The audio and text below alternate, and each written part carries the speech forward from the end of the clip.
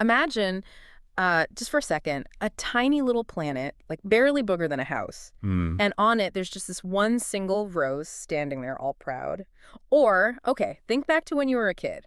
You draw this amazing picture, right? A boa constrictor eating an elephant. Yeah. But all the grown-ups, they just look at it and say, nice hat. Right. Why would I be scared of a hat? These aren't just random, like, whimsical ideas, are they? They're actually really deep, and they come straight from this book that so many people love, but it's also kind of mysterious. It really is. So today, we're going to dive deep into Antoine de Saint-Exupéry's masterpiece, The Little Prince. Yeah, and our mission, for this deep dive is to really try and unpack the insights, the truths that are sort of woven into what looks like a simple story on the surface. Well, it's simple, yeah. We're going to peel back the layers, focus Yeah. on these big themes, understanding, connection, what really matters in life. And we'll be using Catherine Wood's translation mostly, letting the author's words guide us. Plus, we've got this interesting news piece about how Saint-Exupéry himself disappeared. It's almost as strange as the Little Prince's own story, actually. That's what's so cool about The Little Prince, isn't it? How it works on two levels. Totally. Like, yeah, it's often called a children's story, and it is. Kids love it. Oh, absolutely. But for adults, wow, it hits different. It has this, like, deep wisdom. It makes you stop and think, okay, what do I actually value? Right. It challenges all those grown-up ideas we just sort of pick up along the way. Exactly. It's for everyone, really. Young, old, it doesn't matter. It just reminds you of that wonder, that curiosity you might have lost somewhere. That sense of just Yeah. seeing things clearly. Yeah. So to really get The Little Prince, it definitely helps to know a bit about the guy who wrote it, Antoine de Saint-Exupéry, Right. born in France, 1900. He was just driven, Yeah. by adventure, flying, and writing.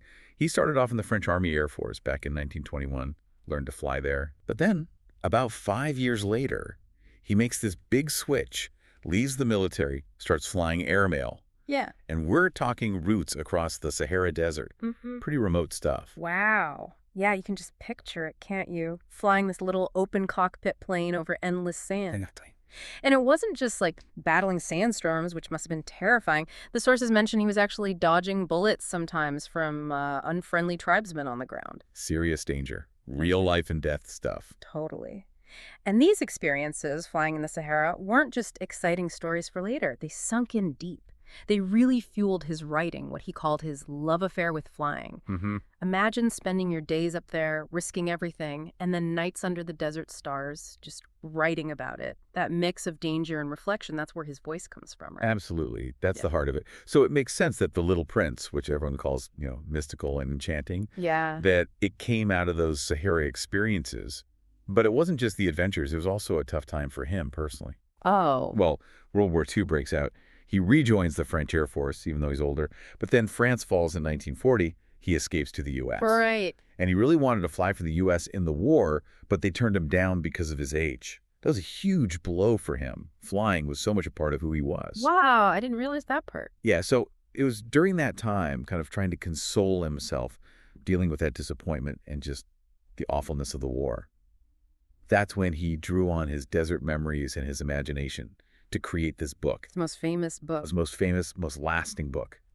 And it clicks with people, kids, and adults because it touches something really fundamental, doesn't it? It really does. Okay, so let's get into this core idea, the perception thing, because it's right there at the start of the book. It sets everything up. The narrator, he's 6 years old, right? Yeah. And he sees this picture in a nature book. A boa constrictor swallowing an animal whole. Wild image for a kid. Totally. So he gets inspired, draws his drawing number 1. It's the boa from the outside. You just see the bulge. And he shows it to grown-ups, asks them, does this scare you? And they just go, it's a hat. Why would a hat be scary? It's just baffling for him. And so telling, right, about how we see things differently. Exactly. They didn't just get it wrong. They completely missed the point. Yeah. Saw the surface, a hat, nothing more. So the narrator, he tries again. He draws drawing number 2. The inside view. Yeah, the boa with the elephant clearly visible inside. Because, as he says, grown-ups always need to have things explained. So true. But even then, they're just like, oh, put away the snake drawings, inside or out. Go study, geography, math, grammar.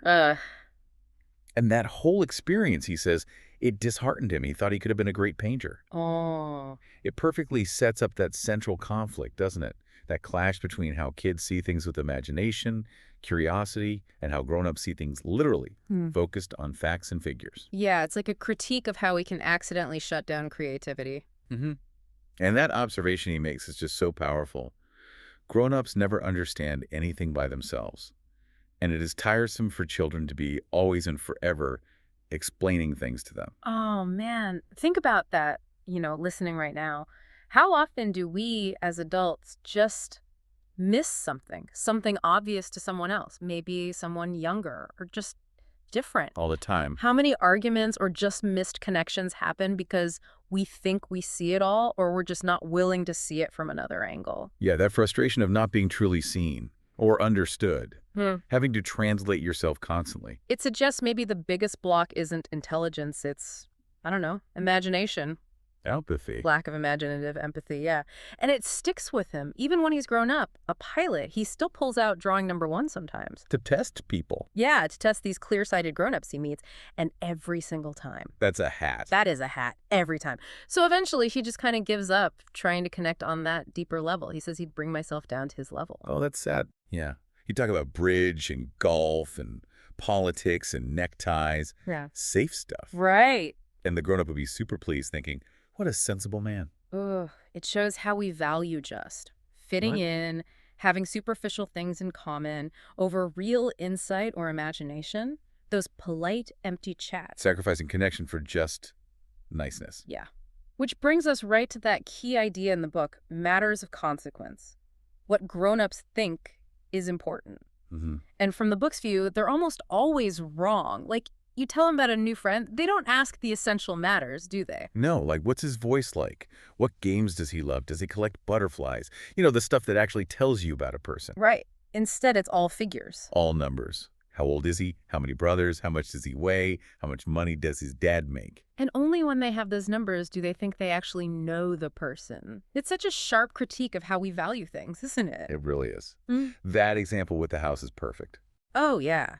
Describe a beautiful house. Rosy brick, geraniums in the windows, doves on the roof. Sounds lovely. But the grown-ups, they don't get it. No idea, but just say. I saw a house that cost $20,000. And boom. Oh, what a pretty house. Instantly they get it. It really holds up a mirror, doesn't it?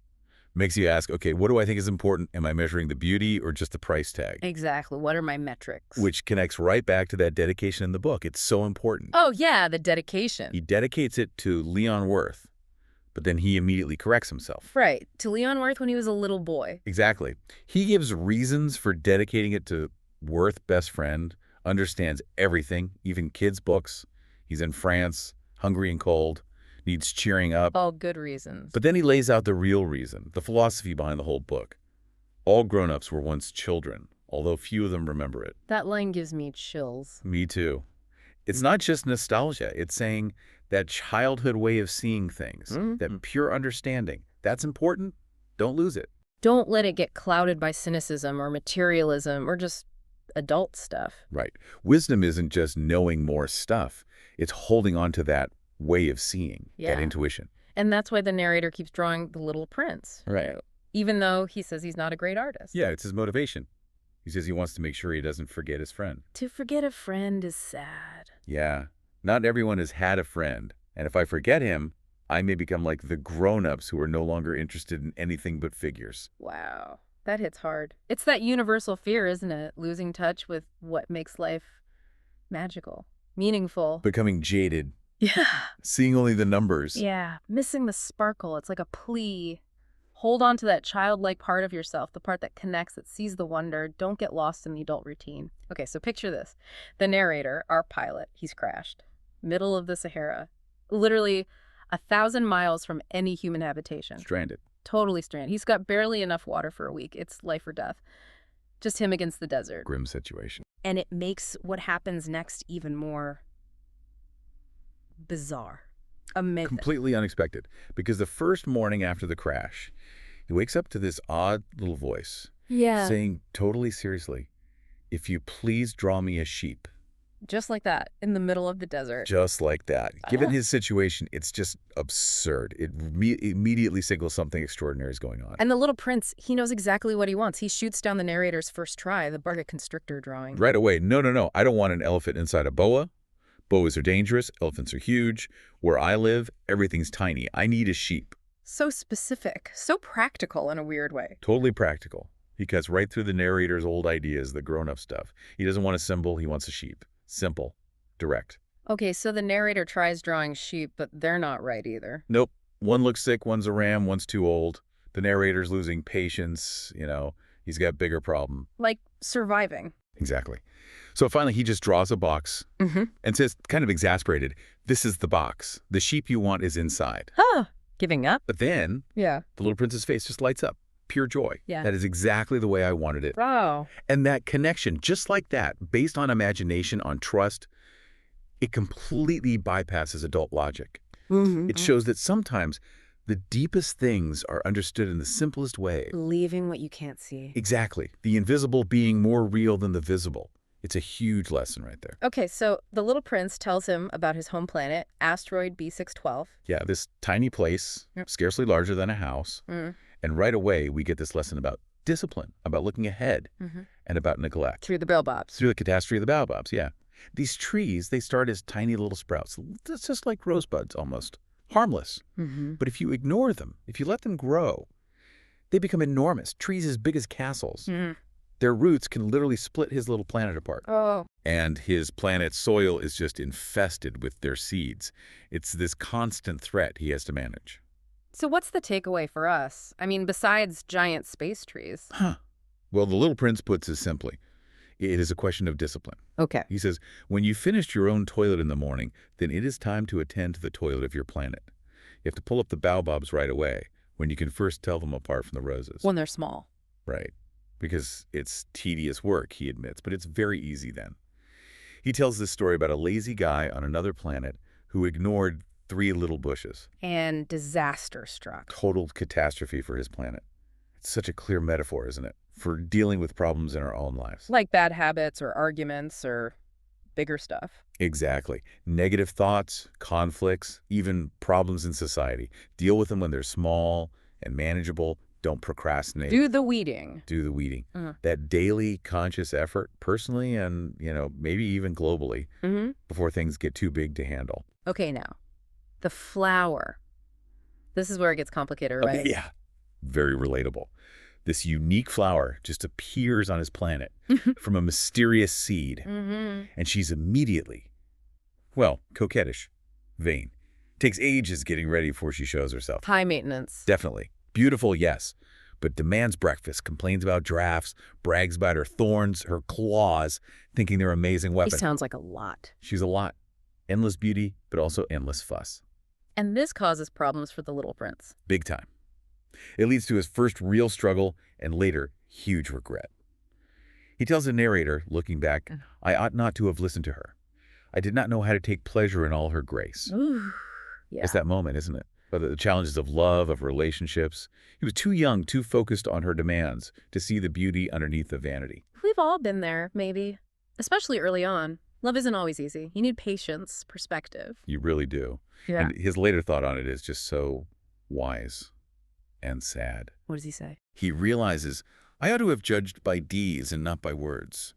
She cast her fragrance and her radiance over me. I ought never to have run away from her. Wow. I ought to have guessed all the affection that lay behind her poor little stratagems. Flowers are so inconsistent. But I was too young to know how to love her. Oh, man. That's not just about a flower. Not at all. It's about every complex relationship. Look past the surface stuff, the little games, the inconsistencies. Try to see the real affection underneath. Understand the true value. Right. And that last part, I was too young to know how to love her. That speaks volumes about needing maturity, experience, empathy to really navigate love. A tough lesson. Definitely. So after he leaves his planet, leaves the rose, he goes traveling, Yeah. visiting other asteroids. Yeah, it's like this tour of human absurdity. Each little planet has one inhabitant, usually a grown-up representing some kind of folly. Like who? First up, there's the king, rules a tiny planet, claims absolute but reasonable authority over everything, his planet, other planets, the stars. But there's no one there. Exactly. No subjects. But he demands obedience. Offers the little prince a job as Minister of Justice. To judge an old rat, they have to keep hardening. That's ridiculous. It's totally absurd. Power, just for power's sake. No responsibility, no actual impact. Just a big ego trip. Pretty much. Though the king does accidentally say something wise. He notes that judging yourself is the most difficult thing of all. Okay, that's true. Much harder than judging others. It hints that real leadership, even just of your own life, starts with self-awareness, not bossing others around. Even in his absurdity, a little truth slips out. Yeah. Then, a totally different kind of delusion. The conceited man lives only for applause, convinced he's the handsomest, best-dressed, richest, and most intelligent man on this planet. Let me guess. He's the only one on the planet. You got it. He's completely disconnected from reality, lives in this echo chamber where he only hears praise because there's no one else. Wow, that feels very relevant today, actually. Doesn't it? With social media, likes, carefully built online images, it makes you ask how much of our own self-worth is real and how much is just performing for an imaginary audience. The little prince finds him lonely, right? Incredibly lonely, which makes sense. Total self-obsession leads to total isolation. Then there's the tippler. Ah, the tippler. Yeah, the really sad figure, surrounded by bottles, empty and full. Why does he drink? He drinks to forget. And what does he want to forget? That he's ashamed. Ashamed of drinking. Oh, that's a vicious cycle. Heartbreakingly so. Just trapped in this loop of despair and avoidance. No way out. Such a stark picture of addiction, really. Yeah. Then, Planet 4, the businessman. Let me guess, obsessed with money. And figures. Utterly consumed. He's busy owning the stars. Claims he possesses, what was it, 501,622,731 stars. Owning stars? How? He just counts them, writes the number down, locks it in a drawer. That's ownership to him. It's all matters of consequence. But what good does that do? For the stars. Or for him, really. Exactly. The Yeah. little prince points that out. The businessman is of no use to the stars. He can't do anything for them, unlike the little prince himself, who cleans his volcanoes, waters his flowers. His ownership is about care. Responsibility. Right. Not just accumulation. It's a huge critique of, value stripped down to just a number, wealth without purpose. Okay, so kings, conceited men, drinkers, businessmen, anyone positive. Yes. Finally. And for me, this is a really key character. The lamplighter. The lamplighter. What's his deal? His planet is tiny, the smallest yet. It spins so fast, a day lasts only 1 minute. 1 minute, seriously. Yep, so he has to light his lamp, then immediately put it out every single minute. He gets 1,440 sunsets every day. That sounds exhausting and kind of pointless. Totally exhausting. And the task seems absurdly futile. But here's the thing. He is absolutely faithful to his orders.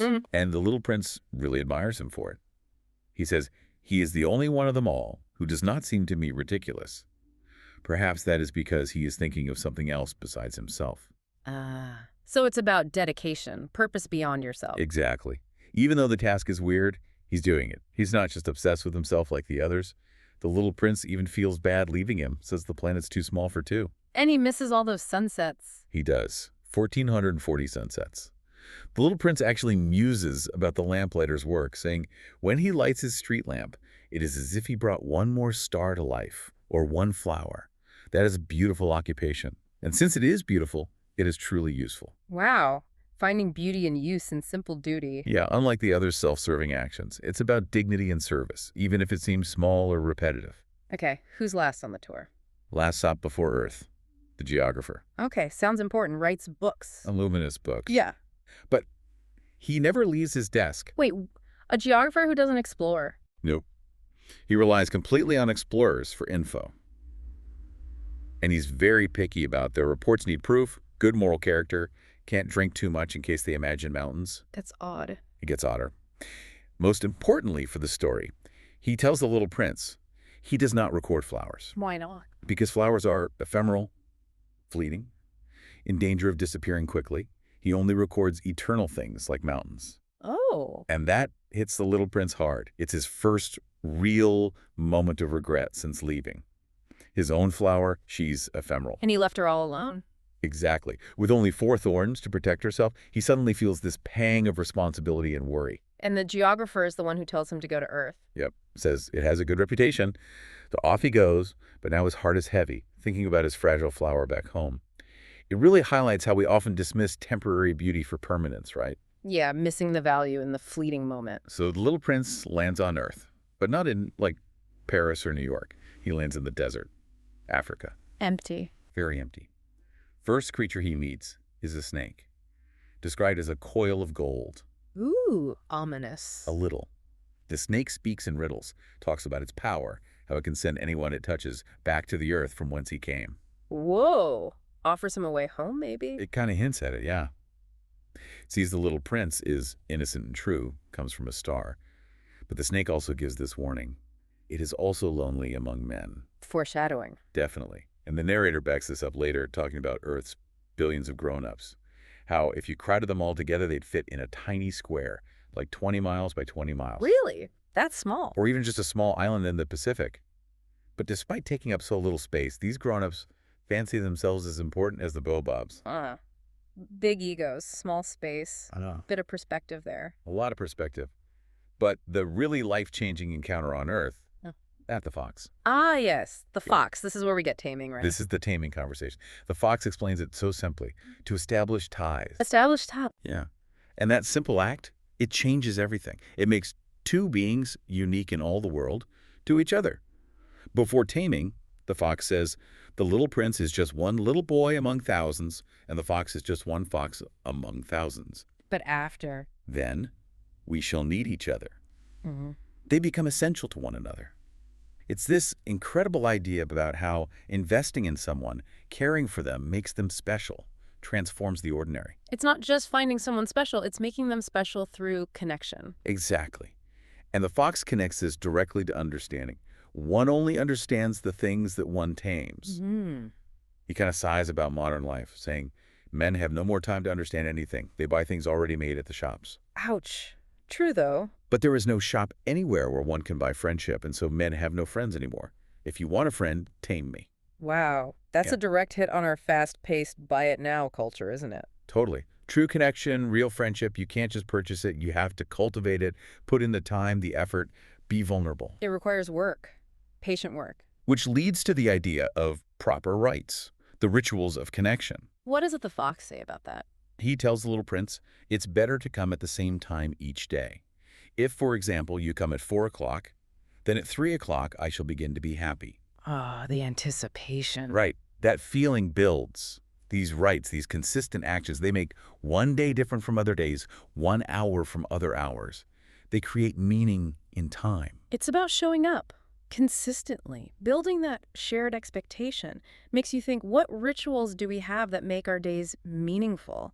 Or do we just let them blur together? Good question. It's about being intentional. And then the goodbye with the fox.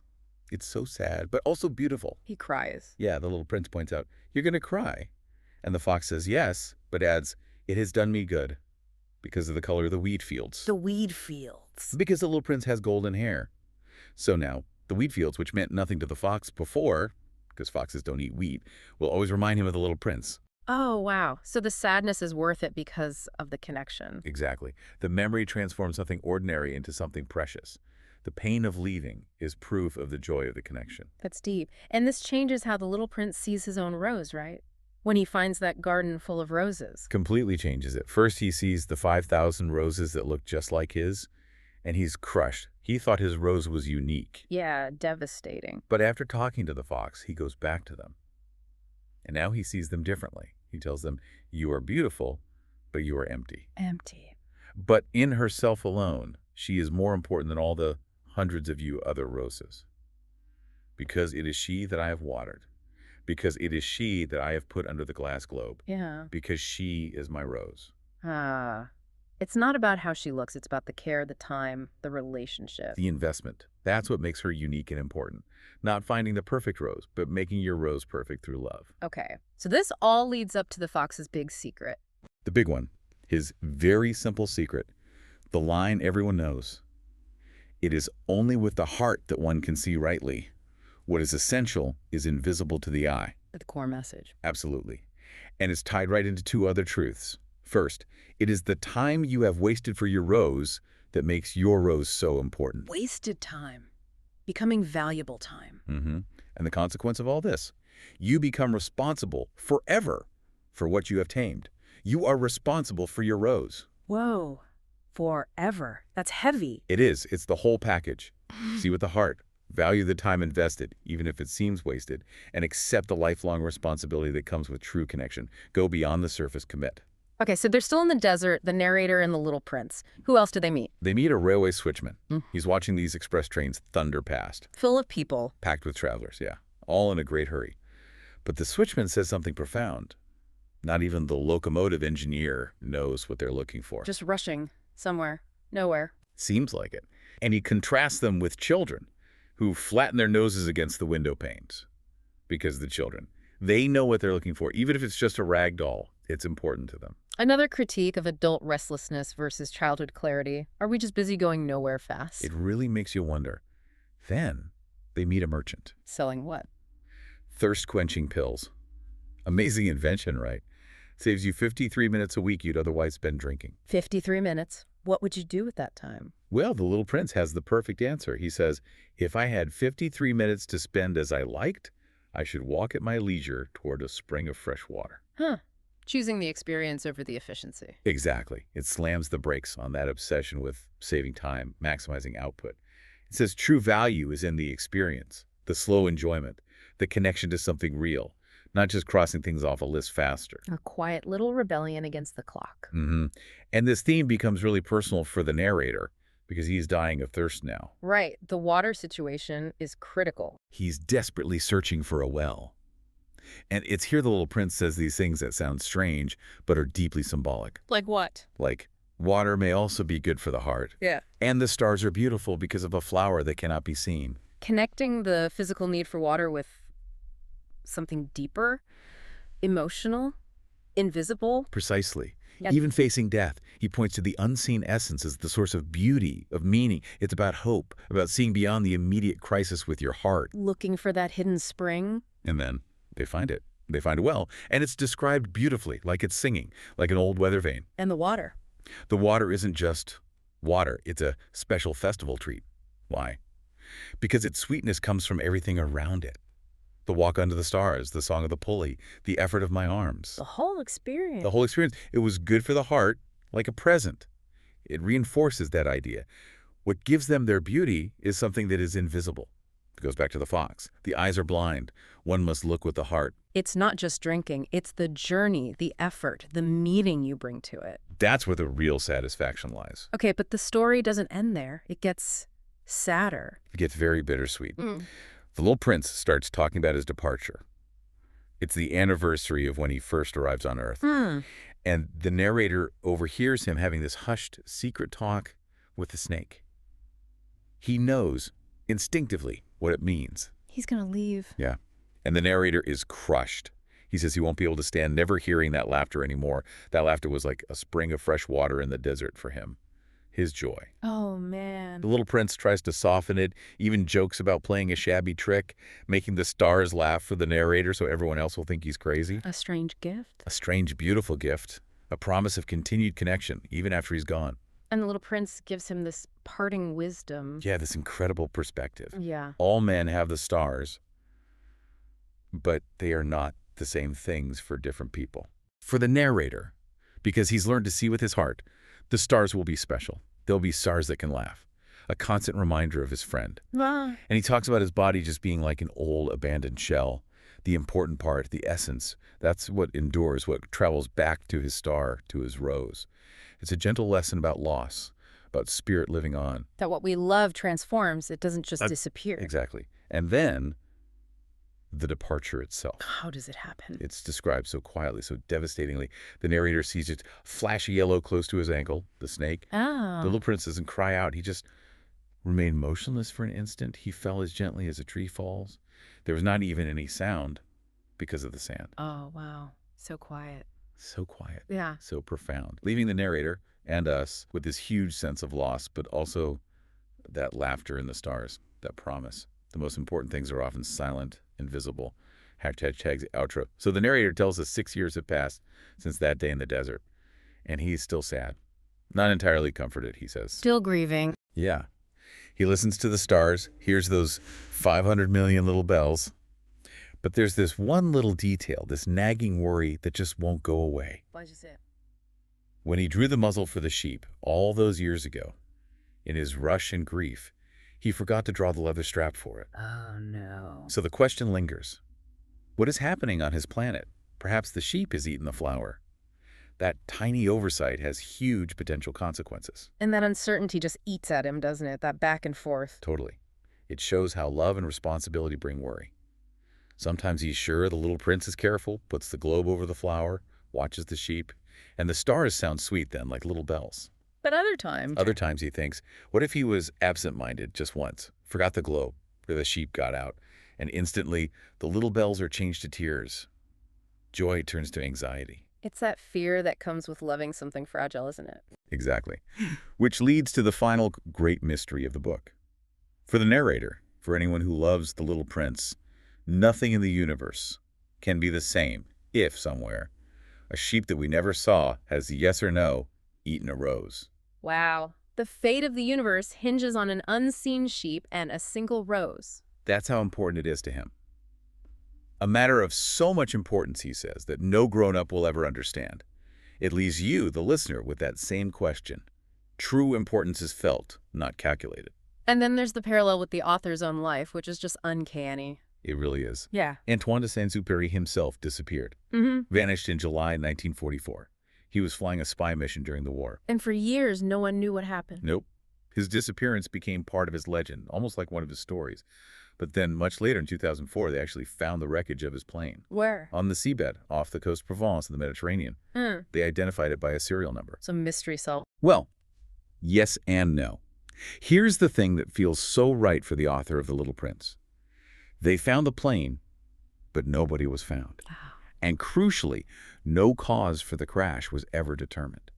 So that ambiguity, that mystery around how he died, it lives on, just like The Little Prince's own ending. His own life echoing his work, the mystery endures. Some things remain unseen, unfelt, perhaps? Exactly. It underlines that power of the invisible, the unexplained. So listening to all this, what should you, our listener, take away? As you go back to your day, maybe think about this. How does The Little Prince challenge your grown-up ideas about what's important? Yeah, what are the matters of consequence you might be focused on? Are they figures? Or are they something else, something essential you're overlooking? What's your personal laughing star? You know, that thing that brings you unique joy. Or your spring of fresh water, the thing that makes life feel truly meaningful, not just efficient. Because the book really leaves us with that challenge, doesn't it? To look up at the sky, look around us, and ask that question with real curiosity. Yeah. Has the sheep eaten the flower? Because if you learn to see with your heart, Truly, everything changes.